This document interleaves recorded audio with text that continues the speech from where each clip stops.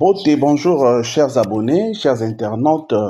Bon, nous sommes Bolandara Bisso, Toza Maïrad TV, chaîne Abino, tout ça, la analyse par rapport à la situation politique les Canaries démocratiques du Congo et sur un abisso principal, les alarato éveillés, conscience collective, patriotique, n'a pas congolais, et puis changement de mentalité. Alors, pour Nalélo, c'est vrai, vous remarquez que nous avons été tout simplement parce que il y a un dossier spécial où ils allaient en principe na quota na détail na yango makasi, mais je me suis dit mais quand même qu'on placer un mot en entendant ti lobby na quota siko na détail avec chaque élément pour combien ko vendre ça dossier yango élément nini.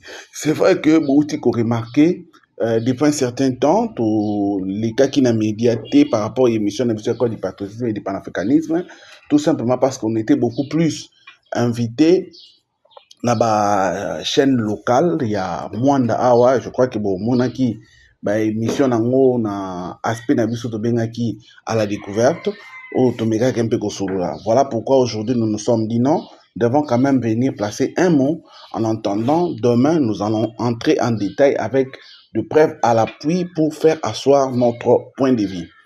Alors, c'est quoi les problèmes en Ndifonanga? Vous êtes sans ignorer qu'il y a incessamment, tout le monde qui, après point de presse, il y a Mokonzamboka, Félix Antoine Tshisekedi, tout le monde bandeko, il y a opposition, entre autres, Mata Tamponio, Délice Sanga, Martin Fayoulou, Kabila, ensemble, parti en Anyonso, ils étaient à peu près 35 au Basanganaki, pour que va mettre en place structure na bango ba bengi C64. C64 les coalition na bango o ba mettre en place pour que ba mekako bundisa projet ya chef de l'État oyo ba bazomona que les changement ya constitution. Alors ils se sont basés dans C64 c'est-à-dire article 64 ya constitution na biso. Donc bango baza pour se prévaloir comme si bango baza ba défenseur il y a article 64 et la constitution. Voilà pourquoi na kokota nan na détail, c'est vrai, je vais y revenir demain pour maintenant essayer de vous faire les études comparatives selon nos analyses. C'est vrai que ceux qui m'ont suivi dans des émissions que nous avions partagées dans l'émission de Licolo, ils verront que j'avais quand même dit quelque chose parce que c'était des questions tic au tac, j'étais obligé de répondre. Mais ici, nous faisons des analyses où nous commençons de quelque part pour aller quelque part. Donc, après article C64, tout le monde a équipé IDPS à la tête avec Augustin Kabouya, qui est le secrétaire général, à Salaki, qui mise en place, il y a C4. C4, il y a Bengango, soit IDPS à Bengango, coalition des Congolais pour le changement de la Constitution. Alors, tout le monde, jusque-là, ils en ont vraiment, consulté Batou, il a consulté beaucoup de gens, vous verrez dans des images, dans nos prochaines éditions, au Ameka qui tout le monde qui, par exemple, le patriarche Mbosso à Kendaki Kuna, tout le monde qui Sama Lokonde, Kokende ko défilé, tout le monde qui Bahati Lukwebo, tout le monde qui Steve Mbikai, tout le monde qui même lui-même, secrétaire général, a fait les déplacements pour l'église ministère Amen, on a une apôtre Paul Léopold Mutombo, à Kendaki Soussouna, cité Bethel, place Wapi, à Kutanaki, na révérend Moïse Mbie. Alors, tous ces éléments-là, ça prouve que ces 4 OESA initiés dans Augustin Kabouya, ça là de toutes les façons pour que mettre en place pour que meka ko concrétiser vision na bango soit projet na bango ya ko changer constitution. Alors bango basoki wana te parce que vous savez que ça c'est la majorité présidentielle. Il y a un projet aussi, un projet oyo ezalaki mis à la disposition des députés nationaux, ezalaki à organisation un référendum parce que notre pays, c'est vrai que tozalaki na loi moko oyo votaka na 2005 oyo bandeki organiser référendum, mais cette loi ezalaki mpona organiser référendum il y a 2006. Alors par rapport il y a contexte actuel, on a décidé en sorte que va mettre en place une loi où il faut déterminer comment est-ce que référendum et cause salama. Alors, avec moi, cette loi, alors je vais essayer un peu dans l'escambine avec M. Zoya pour que nous ayons quelques articles pour que vous compreniez qu'est-ce qui est en réalité défini dans cette loi. Alors, lobby, ils allaient qui le 27 mai, le 27 mai 2026, au Wapi Assemblée nationale, après avoir d'abord recevoir yango, loi wana batinda ki yango na commission PAJ. Alors, la commission PAJ, bamekaki ko étudier yango, après avoir étudié yango, commission PAJ, lobby ba ki ko présenter yango na assemblée plénière.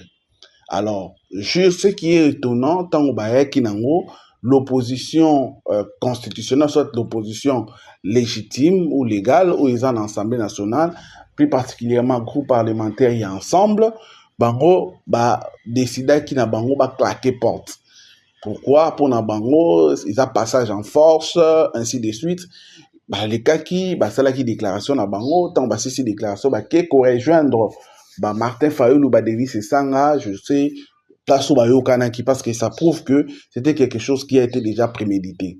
Mais malgré cela, comme vous le savez, comme je ne cesse jamais de le dire, la démocratie aussi peut être définie comme la dictature de la majorité.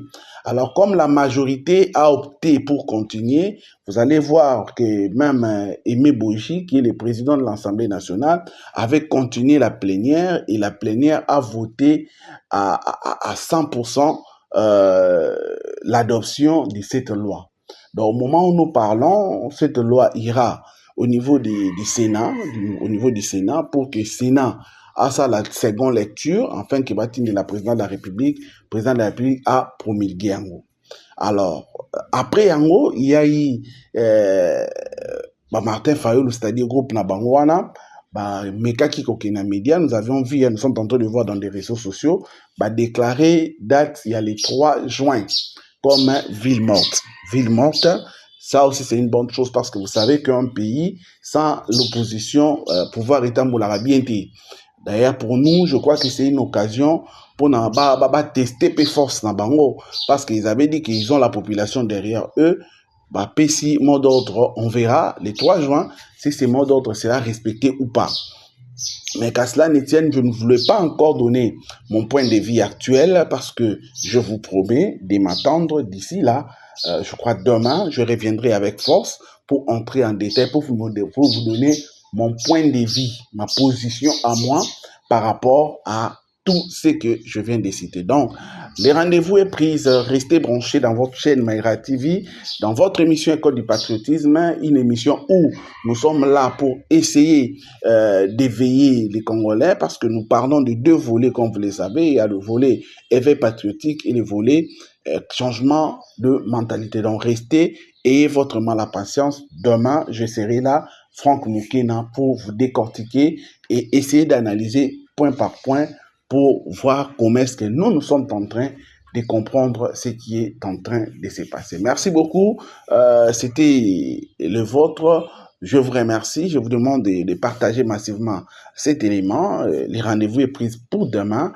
Ne zappez pas, n'oubliez pas, partagez les formations, commentez, surtout informer les gens que demain Franck Moukena viendra exclusivement pour essayer de brosser tous ces éléments que je viens d'énumérer. Grand merci à l'ingénieur Richard Moule qui était derrière les caméras, qui nous a permis de vous arriver. Mais ensemble avec lui, nous vous fixons pour demain, enfin, de décortiquer 100% les sujets d'actualité qui diffèrent chroniques dans notre très cher beau pays qui est la République démocratique du Congo. Alors que Dieu bénisse l'Afrique, que Dieu bénisse la RDC, que Dieu bénisse son président, que Dieu bénisse ses dirigeants et surtout qu'il bénisse tous les Congolais. Merci beaucoup. Ciao. À demain. Merci.